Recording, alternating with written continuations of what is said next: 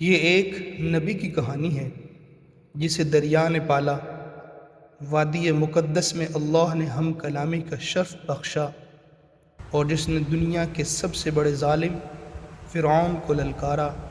آئیے سنتے ہیں حضرت موسیٰ علیہ السلام کی حیرت انگیز داستان۔ حضرت موسیٰ علیہ السلام بنی اسرائیل کے ایک نیک گھرانے میں پیدا ہوئے۔ وہ دور تھا جب فرعون نے حکم دیا تھا کہ بنی اسرائیل کے ہر نوزائیدہ بچے کو قتل کر دیا جائے۔ اللہ تعالیٰ نے موسیٰ علیہ السلام کی ماں کو الہام فرمایا کہ اپنے بچے کو دودھ پلا اور جب خطرہ محسوس ہو تو اسے دریا میں ڈال دے، ہم اسے لوٹا دیں گے۔ اور واقعی اللہ کا وعدہ سچا نکلا۔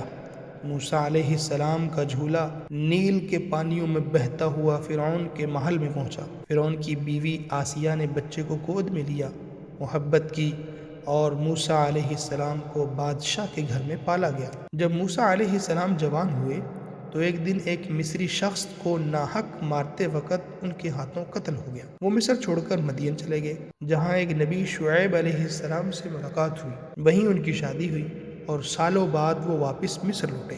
راستے میں طور پہاڑ پر اللہ تعالیٰ نے موسیٰ علیہ السلام سے ہم کلامی فرمائی۔ ایک آواز آئی، اے موسیٰ، میں ہی تیرا رب ہوں، اپنی جوتیاں اتار دے، تو پاک وادی میں ہے۔ اسی مقام پر اللہ تعالیٰ نے موسیٰ علیہ السلام کو نبوت عطا فرمائی اور عظیم مشن دیا، جا فرعون کے پاس جا، وہ سرکش ہو چکا ہے۔ موسیٰ علیہ السلام نے اپنے بھائی ہارون علیہ السلام کو ساتھ لیا اور فرعون کو اللہ کی وحدانیت کی دعوت دی، مگر فرعون نے انکار کیا۔ جادوگروں کو بلایا، لیکن اللہ نے موسیٰ علیہ السلام کے عصا کو معجزہ بنایا جو اژدہا بن گیا اور سب جادو نگل گیا۔ فرعون کی ہر دھرمی پر اللہ نے قحط، خون، مینڈک، طوفان جیسی کئی آفات نازل کی۔ پھر بنی اسرائیل کو موسیٰ علیہ السلام کی قیادت میں مصر سے نکلنے کا حکم ہوا۔ فرعون نے پیچھا کیا، لیکن اللہ نے دریا کو موسیٰ علیہ السلام کے لیے چیر دیا۔ بنی اسرائیل پار ہو گئے اور فرعون اپنے لشکر سمیت غرق ہو گیا۔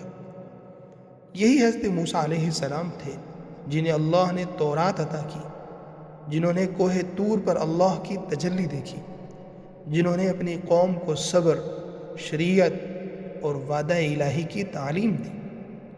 حضرت موسیٰ علیہ السلام کی زندگی ہمیں سکھاتی ہے کہ جب اللہ ساتھ ہو تو نہ فرعون کا لشکر کچھ بگاڑ سکتا ہے، نہ دریا کا بہاؤ راہ روک سکتا ہے۔